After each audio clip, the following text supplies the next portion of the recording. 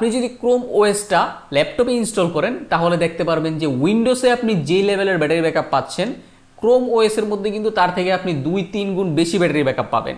যার কারণ হচ্ছে ক্রোম ওএসটা খুবই লাইট ওয়েট। আর এটা যখন আপনি ইউজ করবেন সেটা দেখলেই বুঝতে পারবেন।